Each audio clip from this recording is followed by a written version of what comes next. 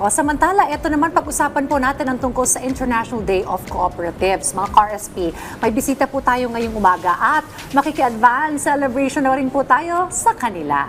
At tama ka dyan, Dayan, dahil nga sa paparating na July 5, bukas na, ay ipagdiriwang natin ang International Day of Cooperatives.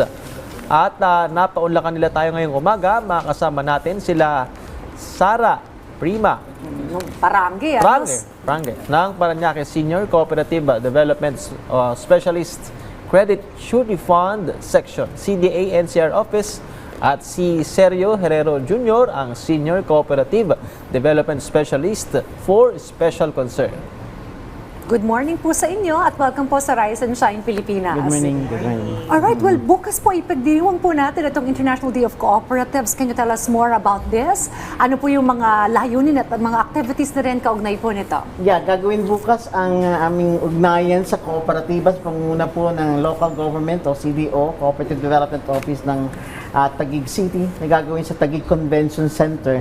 Ito yung pagsasama-sama ng mga kooperatiba sa NCR, kasama ang Taguig, para magtalakay ng mga iba pang bagay na kailangan tungkol sa pagpapaunlad ng kooperatiba. Kasi ang kooperatiba kailangan ng sumabay sa mga teknolohiya na kailangan ng pag-usapan at mga issues na hinaharap ng mga cooperatives pagpapaunlad ng kanilang mga kasapi at kalagayang ekonomiya.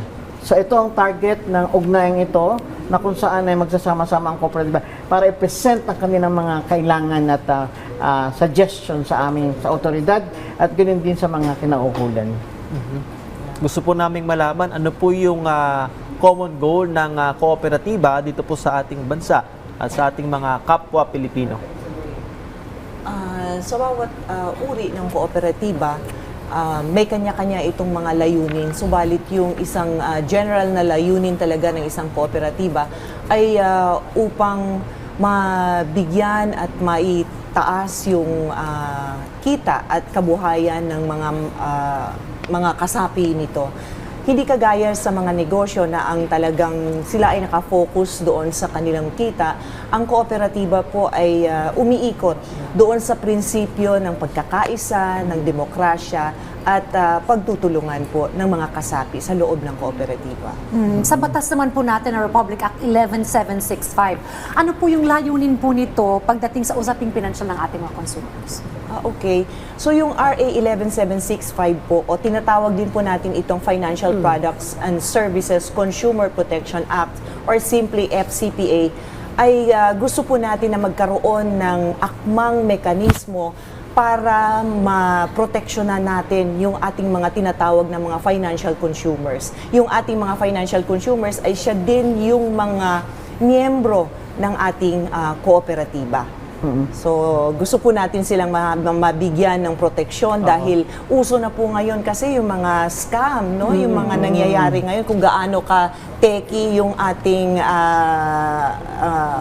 teknolohiya ngayon, nagle-level up din po yung ating mga scammers. Kaya po ipinasa ito noong May 6, 2022 upang mabigyan talaga ng proteksyon at yung kanilang kapakanan ng ating mga financial consumers. Saka kailangan malaman ng consumer kung ano talaga ang inuutang nila, kung anong interest na pinapasok, kung may mga hidden charges, kailangan malaman. Informasyon to na para matutukan at malaman para hindi, sabi nga ni Mimay, na kailangan hindi tayo may scam, hindi tayo maloko.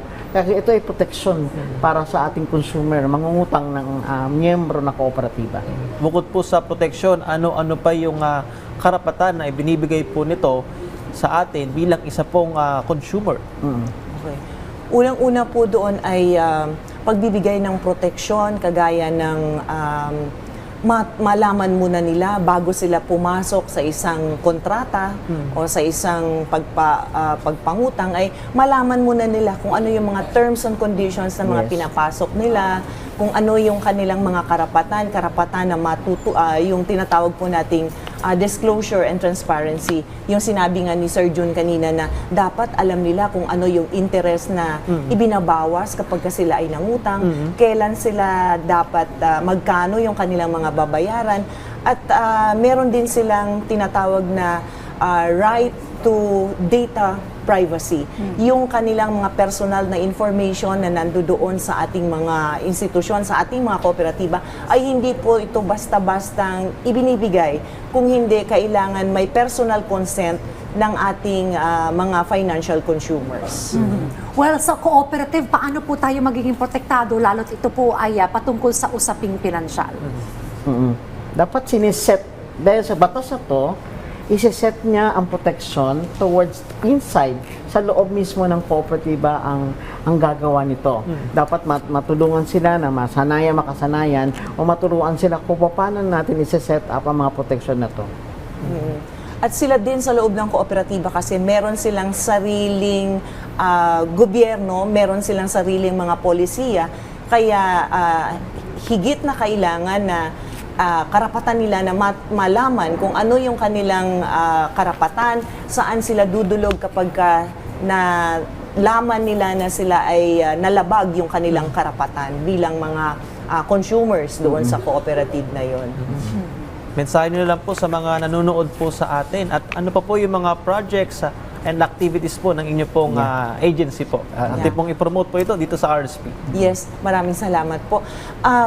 Nais po naming ipaalam sa ating mga kooperatiba na extended po yung yung pag-submit ng gap analysis report at DOD approved resolution. Ito po ay hanggang July 31 para makapag-submit po kayo ng gap analysis. Kaya naman kami ay nananawagan na ngayon pa lang dahil extended po yung ating pag-submit ay magawan po natin ng paraan upang makatugon tayo sa sinasabi ng batas ng tungkol sa Financial Products and Services Consumer Protection Act. Well, maraming salamat po sa pagsama muli dito sa amin sa Rise and Shine Pilipinas. Nakapanayan po natin si Sarah Prima ng Paranggen, Senior Cooperative Development Specialist, Credit Surety Fund Section, CDA NCR Office, at si Sir Sergio Herrero Jr., ang Senior Cooperative Development Specialist for Special Concern.